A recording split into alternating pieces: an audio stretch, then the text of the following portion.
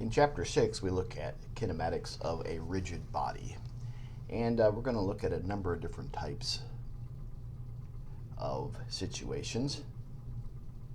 First, we're going to look at translation.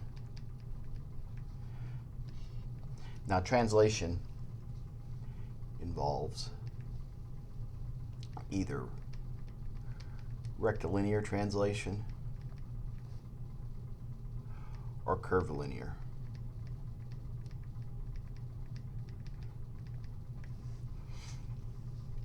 So if we have a rigid body here and we pick 2 points inside of it and we can draw a line here, then rectilinear translation means that this rigid body just moves in a direction in such a fashion that this line remains parallel and does not change in size. With curvilinear, the situation is similar, except that the path does not have to be a straight line. So we can have a curved path here,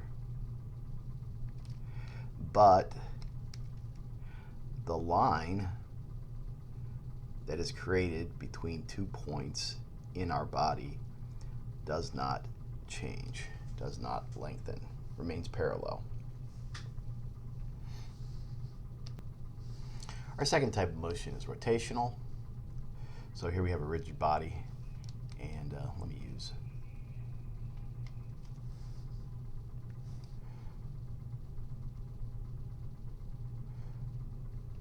so with rotational,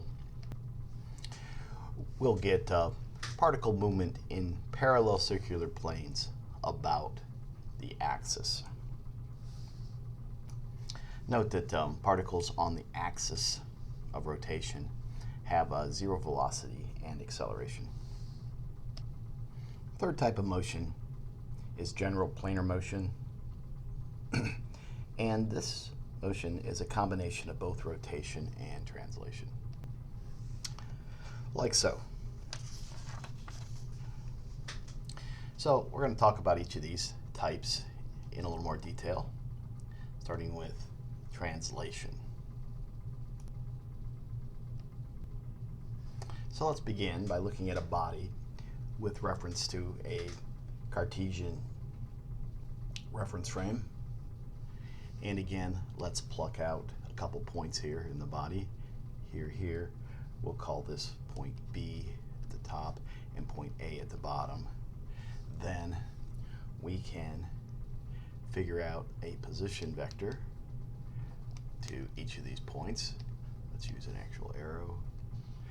Position vector to point B. So we'll call this RB. And then also a position vector to point A, which we'll call RA. Then there is the vector between these two, connecting A and B. And we'll call this R of B with respect to A. So this will define our position.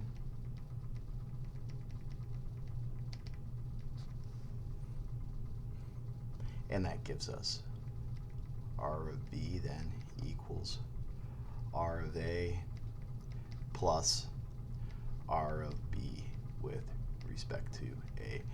Relative positioning, as we learned before. That makes our velocity.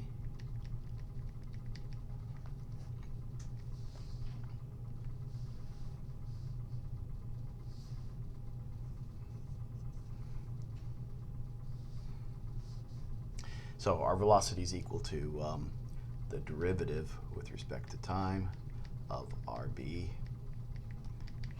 and that equals the derivative with respect to time of RA plus the derivative with respect to time of RB with respect to A. But note that in translation, that RB with respect to A is defined not to move, not to change its length or its direction.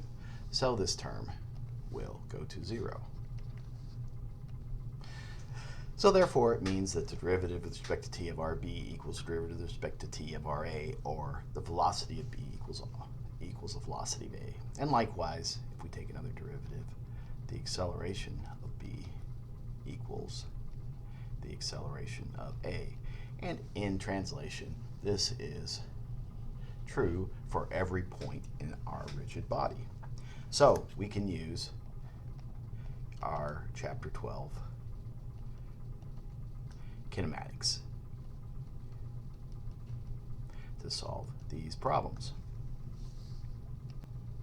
For example,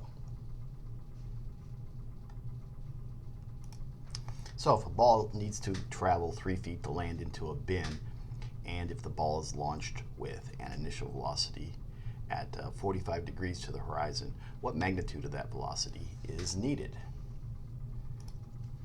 So let's begin by looking at our x direction.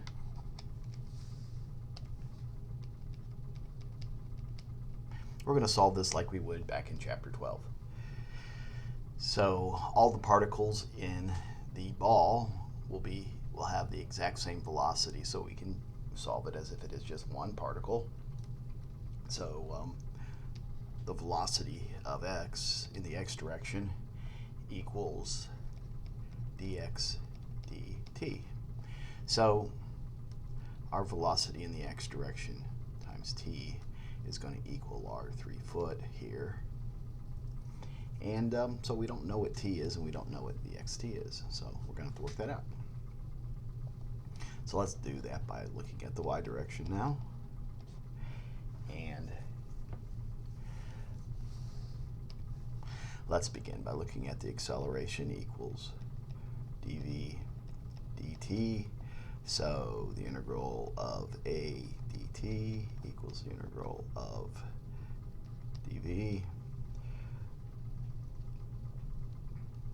So with since this, I guess we'll go from 0 to t here, and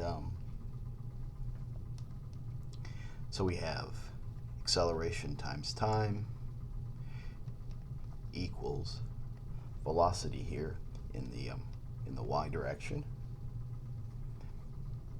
and that can give us a relationship where for time, so time equals velocity in the y direction over 32.2, and again we have 2 unknowns here. So let's sub-equation 2 into equation 1. We'll end up with velocity in the x, velocity in the y, divided by 32.2 equals 10 feet. So velocity in the x is going to be something like v cosine 45 degrees, and velocity in the y will be v sine 45 degrees divided by 32.2 equals 10. Now you see we have a relationship for v by itself, and that's what we want to solve for, and we find that v equals 13.9 feet per second. So same methods used to solve our kinematics before can now be used with translation of a rigid body.